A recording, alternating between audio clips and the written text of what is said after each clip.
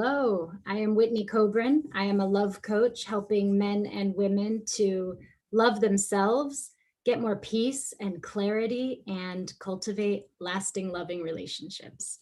Today, we are going to be talking about love as it relates to entrepreneurs. And one thing that I have found many entrepreneurs say is that they just don't have time for their love life. So I'm going to present for you today 4 ways that busy singles make more time for love.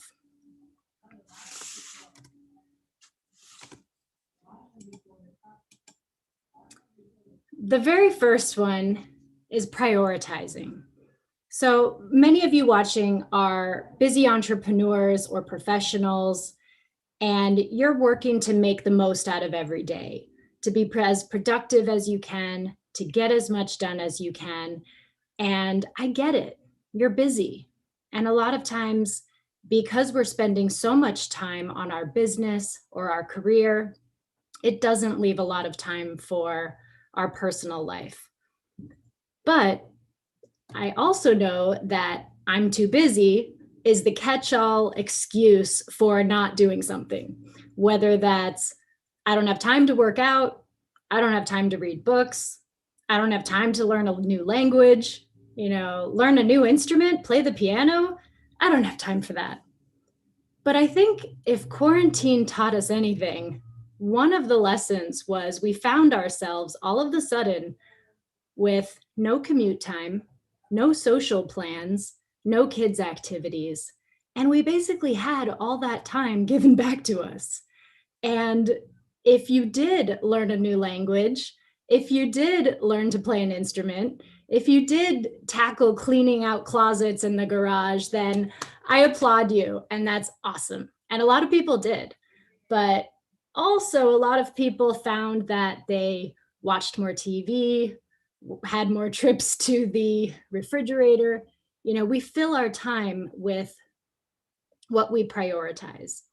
And if you value having a loving partner, feeling emotionally supported, having somebody to spend your time with, someone to help you out around the house or with, having 2 incomes together. I mean, these are things that my clients and prospects always tell me are actually very important to them. But what I find is that they're not prioritizing that in their lives to have the personal life and love life that they want. The second tip for making more time for love is to use technology. And I know a lot of people out there are very jaded when it comes to online dating or video, Zoom fatigue, and they don't want to Zoom date. But I have collected several stats to show you guys just how valuable using technology in your dating life can be. So I took these statistics from an article in the Wall Street Journal called Dating Apps Are Making Marriages Stronger. Couples who meet online today tend to communicate better and have longer, happier relationships. So 1/3 of marriages from 2005 to 2012 actually started online. In a study of 19,000 people we found that partners who met online rated relationship quality higher than those who met offline. Also, marital breakups were 25% lower in people who met online. Another study found that people who met online and got married were less likely to break up during the first year. People who meet online are more likely to be compatible. And this is for several reasons. One is that we're actually able to screen people better.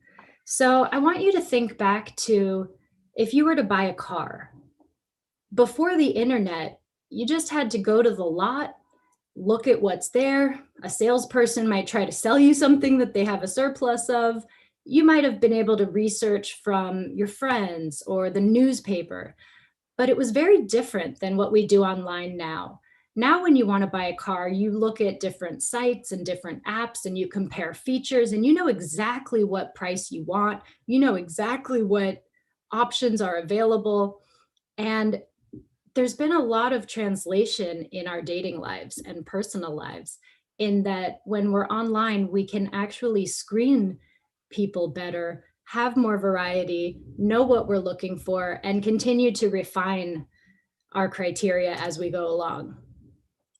Another plus is that we often will match with people that we might have overlooked. And another statistic that supports this is we've had an increase in interracial marriages since online dating started.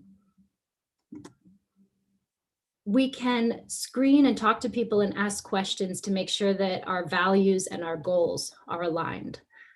And online dating often gets a bad rep for being a hookup site or a meat market. And that's just one perspective, because from another point of view, it actually allows you to get to know someone more before you meet them.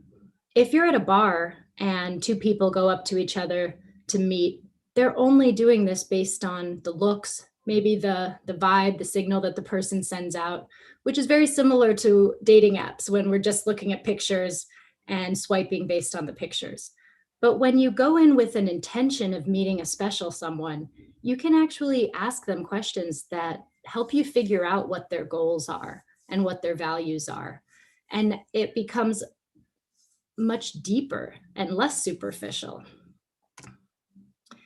And 1 in 6 Americans has dated online.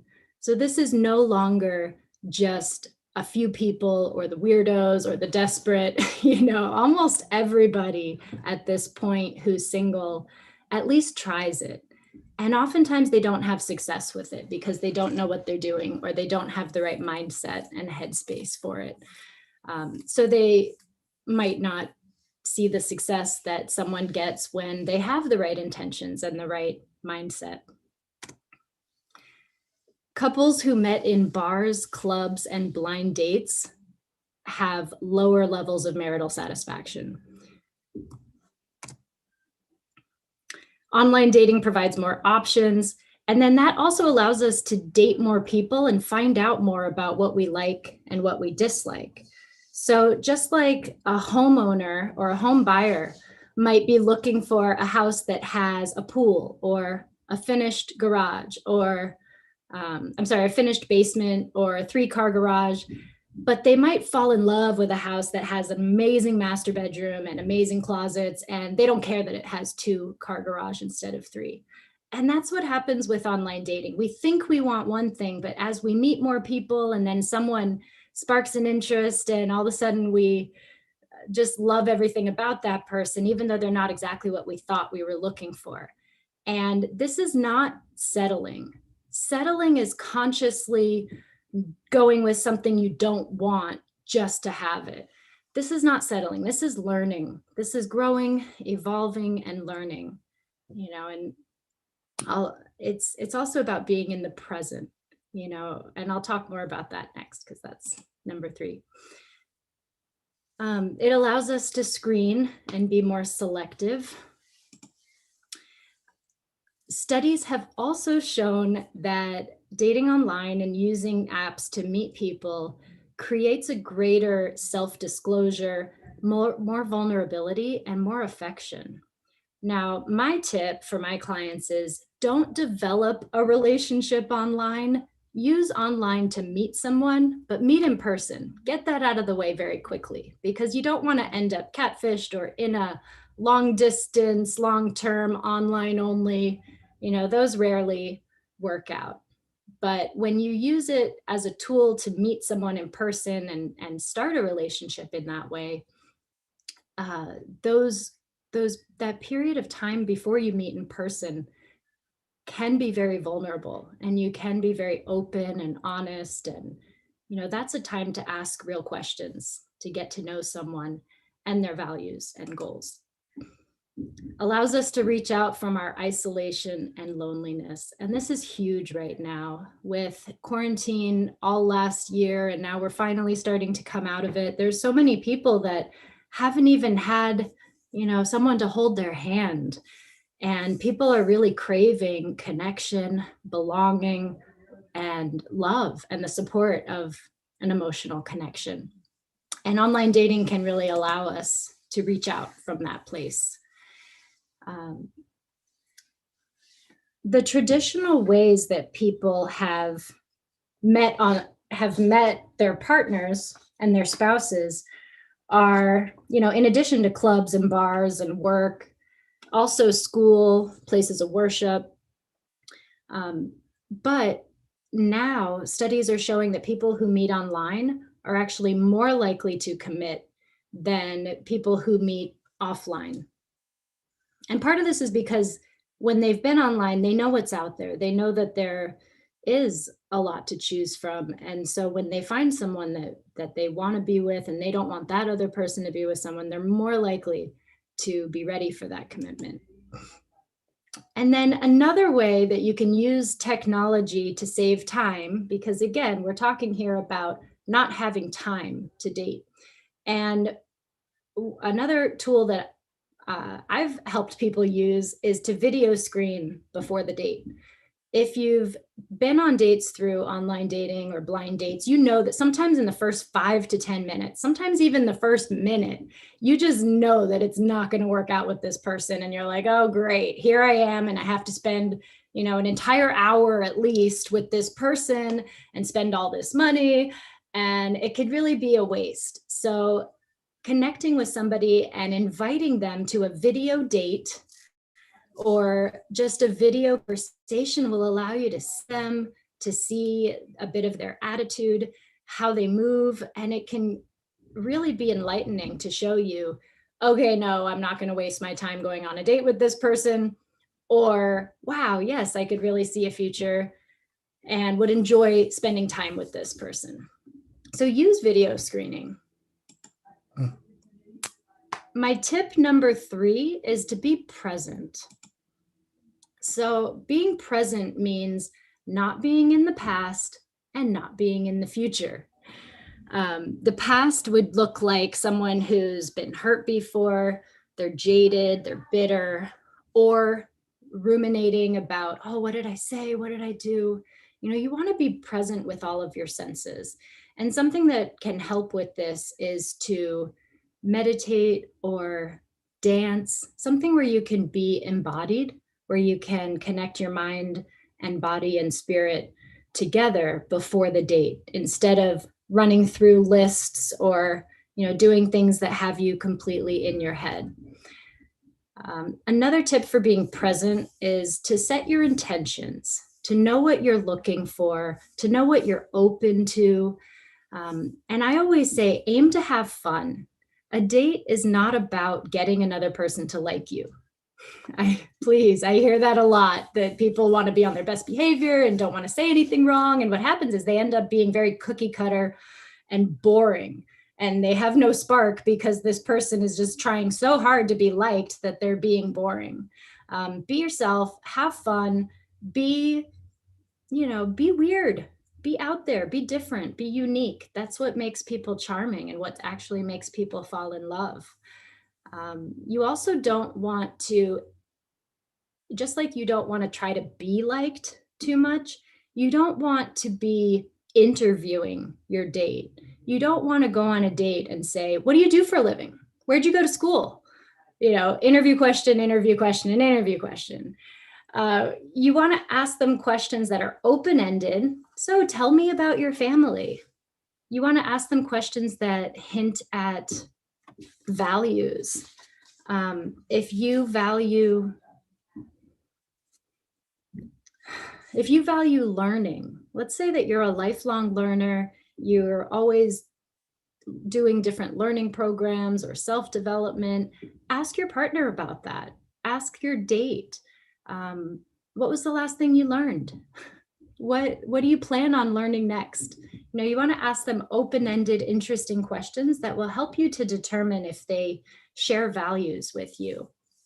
Another tip for the women, I meet a lot of women who are in their 30s or 40s and want to get married and want to have kids, and they've been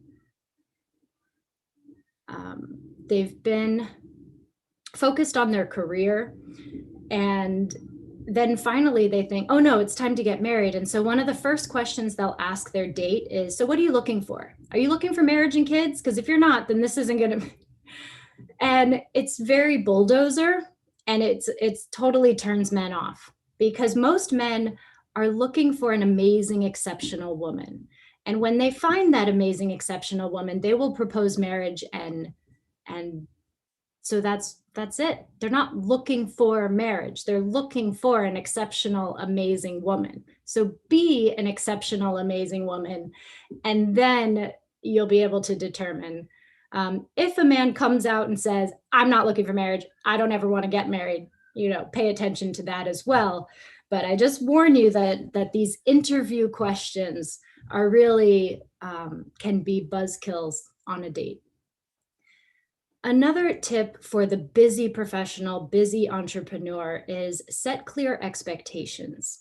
Communicate. Communication is everything in relationships. So if you are a busy entrepreneur that works 10, 12 hours a day, let someone know that up front. Tell them, I am a busy professional. I work 10 hours a day. I can't be texting and calling you throughout the workday, but that doesn't mean I don't like you. It doesn't mean that we're not, that I don't feel good about this. Here's what I can provide. And you can give them, a date night every weekday, a date night every weekend. Just be very clear about it, because what causes a lot of rifts in relationships is unclear communication. When one person has an expectation like, my partner needs to call me every day or else I don't feel loved, and the other person is not on the same page and says, well, I'm just busy and I'm working. And we all know that I'm just busy can be the number one excuse. So it could be hard to understand if someone's just using an excuse. Oh, I've been busy. Sorry, I haven't talked to you in a month. Or if they're genuinely busy. And if they're genuinely busy, then they'll know that ahead of time and can communicate that. And just prevent so many misunderstandings and heartaches. Another tip about being present is when you're with your partner, give them your undivided attention. Please, please, please put your phone on silent, put it away. Have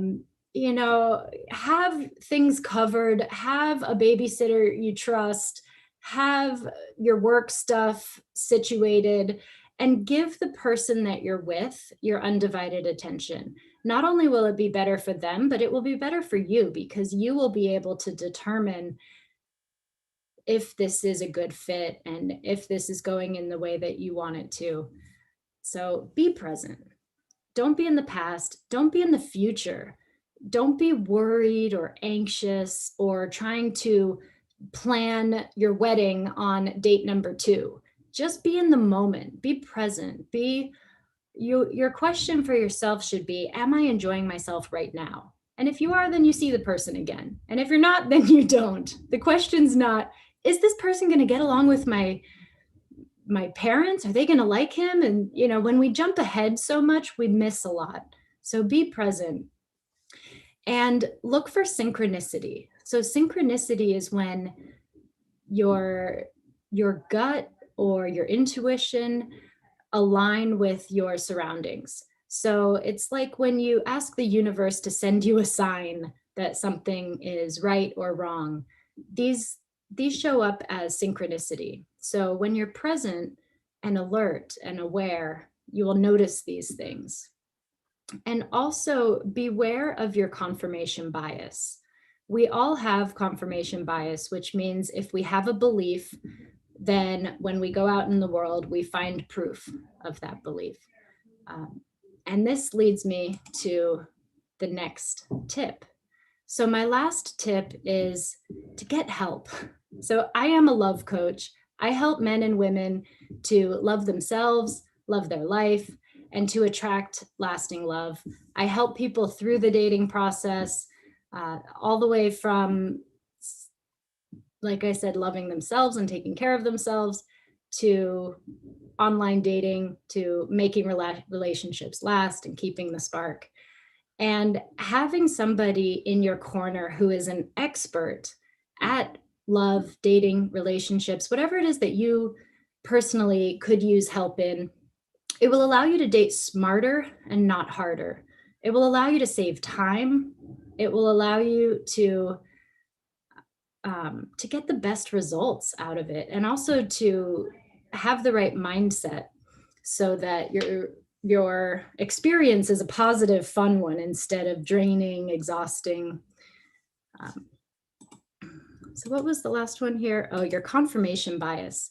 So we all have beliefs that are very deeply ingrained in us that we've learned throughout our childhood or from our parents, our families, our past relationships. And these beliefs get embedded in us. And so it could be as simple as uh, all men are jerks, or men will leave, or women aren't looking for guys like me. And so be careful of those beliefs, because you'll find the proof. You'll find confirmation bias wherever you look. So one of the things that I do with my clients is I go very deep, and I help the person from the inside out to discover what limiting beliefs they have, what fears they're operating out of. And then we release those and turn them around so that you do have positive beliefs and intentions, and you're not operating out of fear, but rather open mindedness. And that's what I've seen helps more than anything. So it's not just about what dating site you use or where you meet someone or what qualities they have. It really starts with you. And people don't want to hear that. They want to blame everyone else and everything else. And it's society, it's these times, it's online dating, it's this, it's that. But really, there are exceptional people out there. There are amazing, conscious, great partners out there looking for love everywhere. And as soon as you align yourself to the right intentions and beliefs that you want, that align with the future you want, then all of a sudden, magically, you will attract those kind of people instead of who you've been attracting. So the first step is really knowing yourself. Know yourself deeply, and then love yourself. None of us are perfect, I know, but you can love yourself despite your flaws. And you really have to if you ever expect anyone else to love you despite your flaws, and for you to love someone else despite their flaws. We're all somewhat broken, but we're all worthy of love when we work on it. Fix your mindset. We talked about that. If you go into any sort of dating situation feeling unhappy, overwhelmed, pessimistic, that's the kind of result you're going to get. And then the next step is to fill your funnel. We know that online, there's a lot of options. You don't even have to go online, though. People are still meeting in person. It's possible. Get your headphones off. Just don't stare at your phone. Look up, smile, notice who's around you, and strike up a conversation. It could lead to something amazing. And have fun. That's my number one tip for anyone who's single and dating and trying to find a lasting, loving relationship, is to make it fun and have fun through the process. And then the last step is really learning the skills and communication skills to be able to make a relationship last, because otherwise you're just going to end up back in the same boat, single again, and feeling like nothing works because it hasn't worked for you thus far.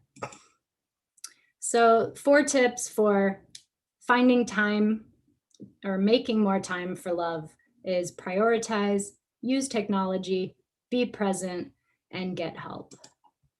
And I am Whitney Kobrin. I am a love coach and the founder of Heart Hunters Love Coaching. On my site, you can book a complimentary 1-hour session with me. And this is also my Instagram, and on YouTube, you can find me under Whitney Kobrin. Thank you so much. Bye.